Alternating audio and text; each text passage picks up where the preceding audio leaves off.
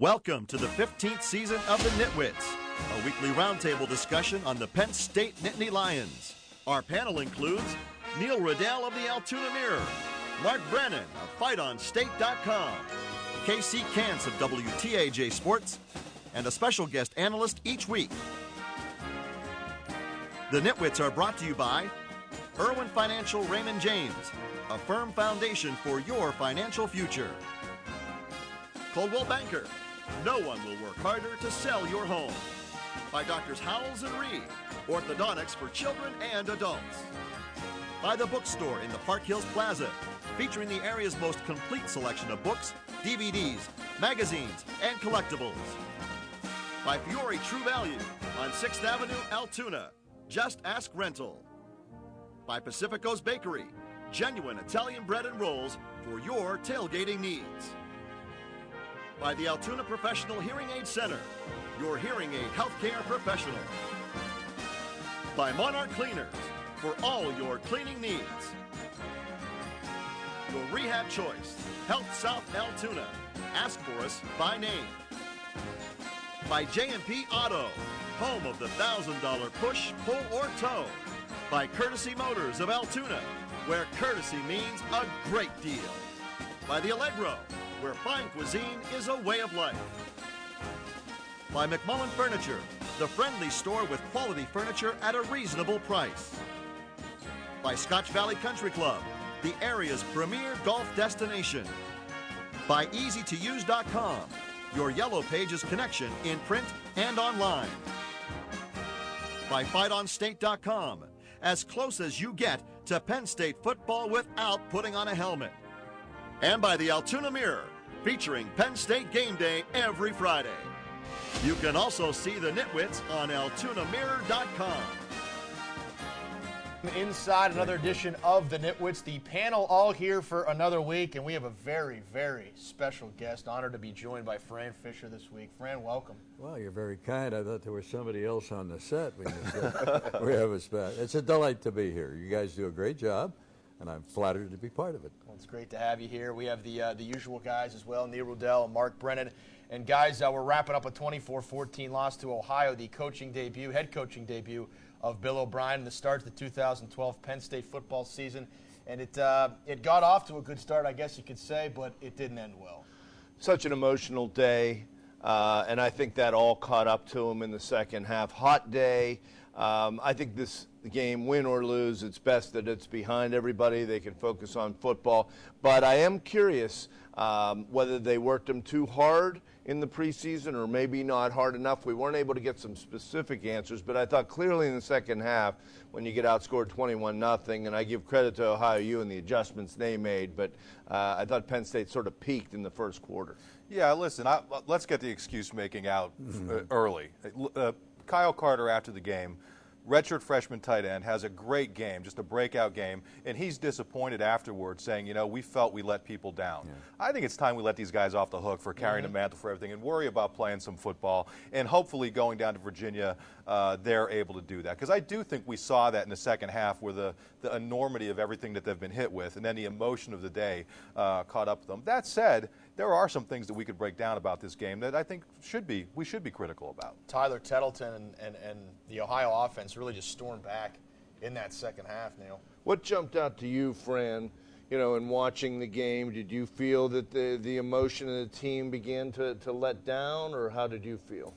I thought it might be the other way. I was hoping that they would put the defensive team on the field first instead of the offense, and then the offense did so well, and the defense played well. It was a great first half, and you went to get the beer at halftime. You're feeling good about the whole thing.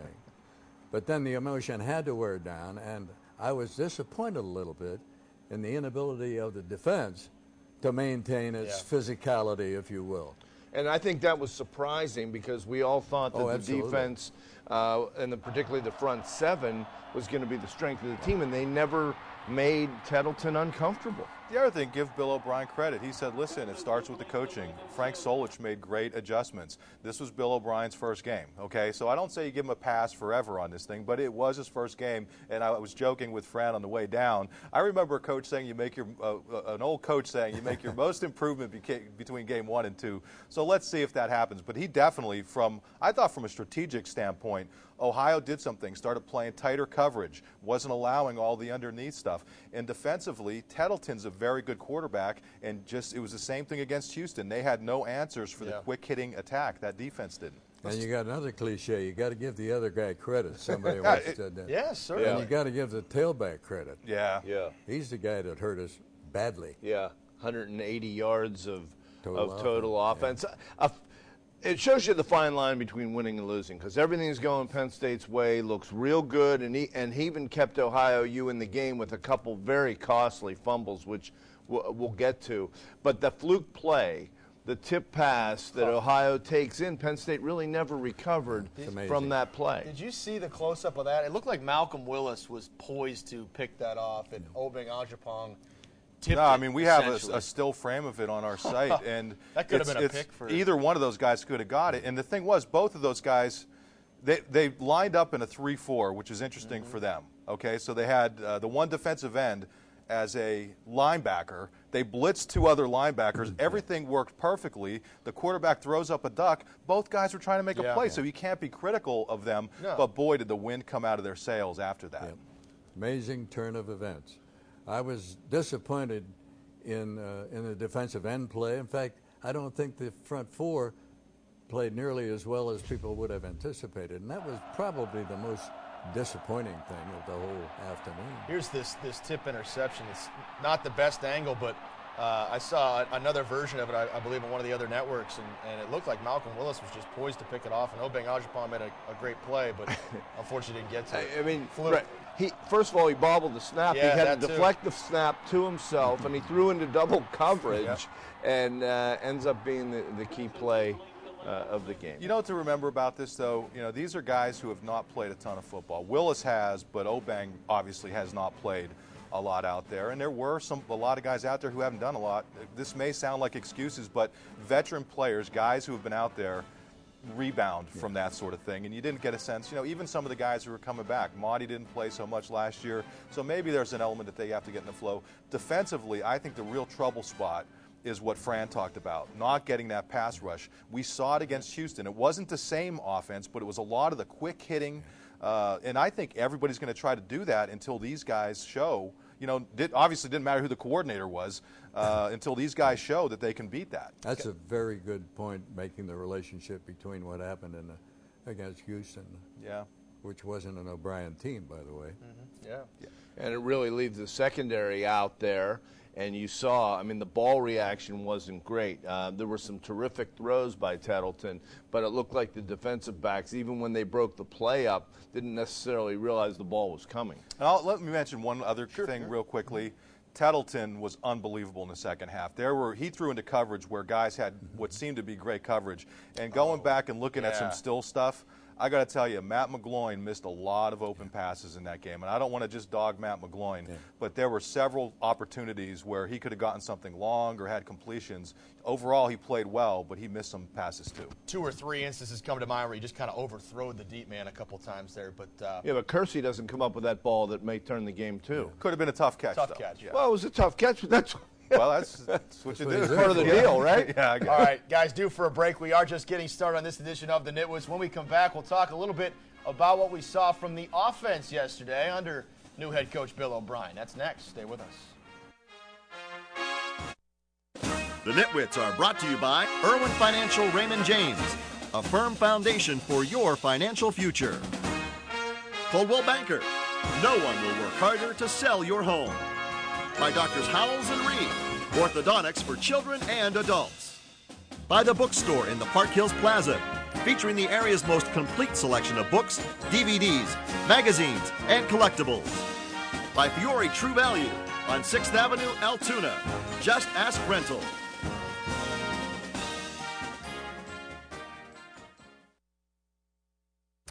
Hi, I'm Penn State strength coach Craig Fitzgerald, and you're watching the NitWits. I always love to see who it's going to be everywhere. Who's gonna lead us into the next segment, Craig? Well, we had Bill O'Brien last week. We did. What a great way to start the show off, right? Welcome back. One thing that looked good early on Saturday was the Penn State offense. Matt McGloin utilizing the youthful receiving and tight end core, Allen Robinson and Kyle Carter. And I think we can certainly, guys, look forward to more passing in this offense this year. Robinson and Carter were, my gosh, pleasant surprises yesterday. Well, 7 balls to the tight end. I mean, to me, what kind of jumped out, and of course, we're all getting used to change. Mm-hmm. And it's midfield, 4th and 1, and they not only decide to go, but they're in the shotgun and they pass for the first down. I mean, I almost had whiplash, but I think everybody was entertained by this offense, particularly through the first quarter. Well, and how about reintroducing the tight end? I mean, for the past 2 years, with all due respect to Zerba and Hapley, that really was a non-factor. I mean, since Quarles and Schuler were here, both guys who ended up in the NFL, they've struggled the last couple years. And then you have a guy like Kyle Carter come out and make that sort of statement, and then a walk-on, Matt Lehman, scoring just a great touchdown. All that stuff we saw in the first half, to me, was terrific. You just wish you would have seen a little bit more in the second half. But again, I think that goes back to some of these adjustments, and I think they'll get better with that as they get more experience. The coaching staff, I mean, Bill O'Brien. I think they threw to the tight end last year a total of 15 times the whole season. I was surprised it was the same tight end all the time yesterday with Carter. Surprised to the extent that during preseason practice there were a lot of guys participated, if you will. But O'Brien saw what he saw and threw where it should be. So here's the $100 million question then. Why didn't it work in the second half? Well, I give Ohio credit. I mean, I think Penn State got out-schemed at halftime, but Penn State's offense couldn't get the ball a lot. Time of possession really swung. And Penn State threw 48 times. And I know this is a new regime and a new offense, but usually you throw 48 times, you're going to get beat. Yeah, offensively, I thought the issue was that Ohio came up and started playing tighter defense. No question. And one of the issues that, as well as McGloin was throwing the ball underneath, and that's always been kind of an issue for him. He was always the gambler, always going deep, not taking what the offense gave or what the defense gave him. I thought he struggled with the deep ball. We could argue over the Kersey pass, but that would have been a really good catch by him. It would have been. And I think the fact that he wasn't able to complete anything long, they didn't make Ohio pay for playing the tight coverage. He didn't go long very often. Yeah, that's the other thing. He didn't stretch the field at all in the first half. And as a result, to your point, that they loosened up. Yeah, they tightened up, rather. Yeah. And took away that stuff that was just pick them out. And longest play of the day was 24 yards. Yeah. And with the kind of athletes they have, you have to do better than that. In the third quarter, they committed to the run on a series with Belton 3 or 4 times, and they turned the ball right over. So, you say, okay, did they run the ball enough? I mean, they only had 22 rushes out of, I think, 70-some plays, 78 plays. And only Belton and Day carried the ball. So they really didn't give the run. I don't think they stuck with the run long enough. It's a different era when we're complaining about not running the ball enough, right? We should mention, we didn't get an immediate update on Bill Belton. You guys didn't hear anything. We probably won't hear anything till Monday. O'Brien imparted very little information in general after the game and none on injuries. Yeah, so that's his NFL style. That's what NFL coaches do. I mean, they don't want to give anybody any sort of advantage on anything, and he'll only say what he's required to say, which is really nothing at this point. Belichick revisited. There you go. We're going to actually talk about that a little bit, Fran, coming up after the break. And if you listen to Coach O'Brien's post-game press conference, kind of to how we are alluding to it here, he was very critical of himself. No question about it. You're going to hear a little bit of that coming up next.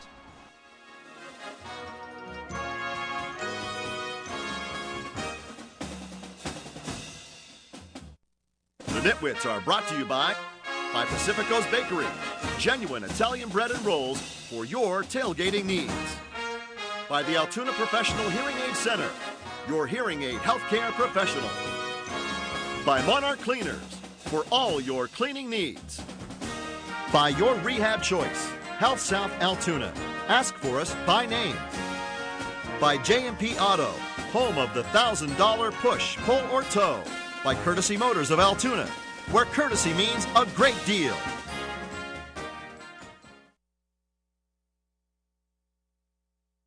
Now back to NitWits. A roundtable look at Nittany Lion football. We got to coach a lot better. Got to get back to practice on Monday, and got to review the film tomorrow. And got to do better offensively. Got to get our defense off the field. Defense got to make stops. We all got to coach better, and it starts with me. I got to coach a lot better. How many references to that, Neil? 15 I counted. I counted 15. I mean, yeah. If you were in that room after post game yesterday, it was a very somber room, and Coach O'Brien, you heard from him right there. Boy, he pretty much summed it up. You know, if anybody deserved to win their first game, it was him. Yeah. I think everybody felt, even the media, felt disappointed for him. He's represented the university so well in the face of so much tragedy. But it's one game, it's behind them. I thought he really kind of went overboard trying to blame himself, and he really wouldn't get real specific about, okay, well, what was it that that you would have changed? Yeah, he might have not wanted to push the blame into somebody else on the staff, mainly the defensive coordinator. Right. So. Well, I'm sure after he looks at tape, that's what everything's become now. They have to. What did they do before tape? How did they know what went wrong? Yeah, that's right. Not that I'm asking you, friend, because he was before tape. Well, especially when it's so quick after the wire game. Recorders. You guys remember wire? So quick after the game and the emotion, and I mean, geez, even leading up to this game, saying all the right things, answering questions for the last how many months? I mean. You can only imagine. It was one thing with the Hodges situation where your linebacker, one of your most indispensable players, is now sort of on the suicide squad as a kick returner, and he's back there catching punts. It just didn't look comfortable. The results weren't there. Didn't make sense. Big first quarter early fumble that hurt them. I think that has to be reevaluated. Yeah, my initial thought when that happened is maybe he's doing it for a little wow factor, surprise the fans, and you do it for the first kickoff. But then when he was back there for punts, I just don't get it. I mean, people complained when poor Drew Astorino and Graham Zug were back there. Now you have a 240-pound linebacker. I know Dennis Onkotz could do it back in the day, but I think this is a little different era. Yeah, he looked like a linebacker trying to be a punt returner. That's what the heck he looked like. I thought, too, specifically when he fumbled, then he's got to go right back around and be a huge part of that defense trying to make a stop inside the red zone. Sure, and it's an 85-degree day. People were struggling with cramping up. You have all these other athletes on the team. It was wrong at just about every level. And did I mention he's a linebacker? I mean, none of it just didn't make much sense. But and plus, it looks like they should have other guys. They're not that thin. That's what I'm saying. Alex, Kenny, kids with maybe some more speed, and they needed a special teams play yesterday. Yeah, absolutely. He might have gotten hurt, and he's pretty valuable defensive guy. That shows a little confidence on Mike Hull. Well, that takes us right into the next topic. They really did get banged up yesterday with some guys, even guys that came back in. You Belton, we don't know about Stephon Morris. Hill was out for a few plays. Hodges was out for a few plays. Donovan Smith was out. And Derek Day almost, I thought that was worse than, talking about after the game, just a bruise, a little bit of a cut on his forehead. That could have been catastrophic. They seem to really be struggling with the heat too, and I'm wondering, I think that's going to be a fair question to ask at the Tuesday press conference. I don't know if some guys weren't hydrated properly, but they were practicing through that heat. I mean, it's not as if it's been cool here all summer. It's been tough here all summer. So and they weren't even up in the press box. Yeah. Isn't that the truth? Maybe you could send O'Brien a note asking for air conditioning. I'm sure this is the time to renovate. Asking for air conditioning, Neil. We are due for our final break. When we come back, we will wrap things up with some final thoughts and our predictions for week number 2. Penn State, of course, now heads to Virginia. Our picks are next. The NitWits are brought to you by The Allegro, where fine cuisine is a way of life. By McMullen Furniture, the friendly store with quality furniture at a reasonable price. By Scotch Valley Country Club, the area's premier golf destination. By EasyToUse.com, your Yellow Pages connection in print and online.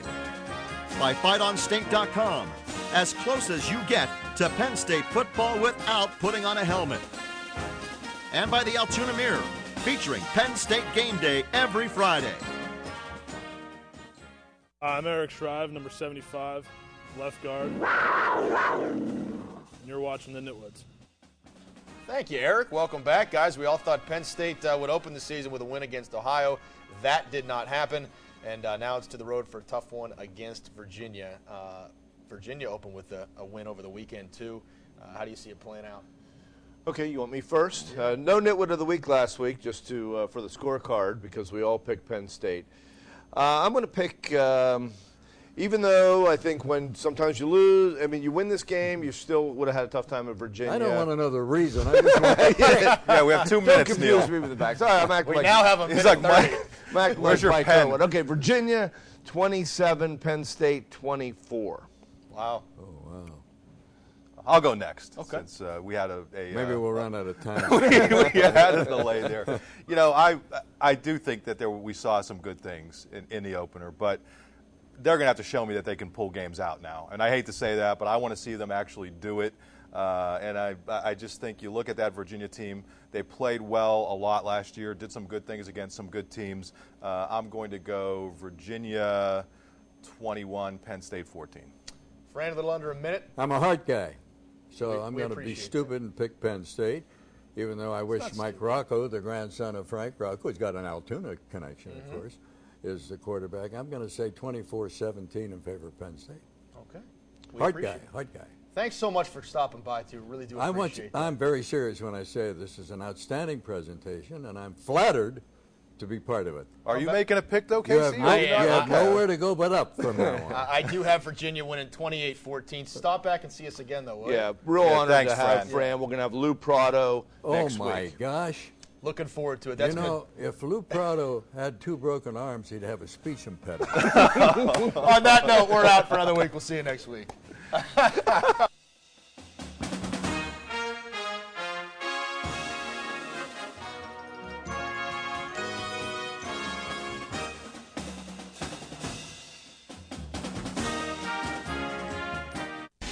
NitWits have been brought to you by Irwin Financial Raymond James, a firm foundation for your financial future. Coldwell Banker, no one will work harder to sell your home. By Doctors Howells and Reed, orthodontics for children and adults. By The Bookstore in the Park Hills Plaza, featuring the area's most complete selection of books, DVDs, magazines, and collectibles. By Fiore True Value on 6th Avenue, Altoona. Just Ask Rental. By Pacifico's Bakery, genuine Italian bread and rolls for your tailgating needs. By the Altoona Professional Hearing Aid Center, your hearing aid healthcare professional. By Monarch Cleaners, for all your cleaning needs. By your rehab choice, Health South Altoona. Ask for us by name. By J&P Auto, home of the $1,000 push, pull, or tow. By Courtesy Motors of Altoona, where courtesy means a great deal. By the Allegro, where fine cuisine is a way of life. By McMullen Furniture, the friendly store with quality furniture at a reasonable price. By Scotch Valley Country Club, the area's premier golf destination. By EasyToUse.com, your Yellow Pages connection in print and online. By FightOnState.com, as close as you get to Penn State football without putting on a helmet. And by the Altoona Mirror, featuring Penn State game day every Friday. You can also see the NitWits on AltoonaMirror.com. Thanks for watching, and we'll see you next week.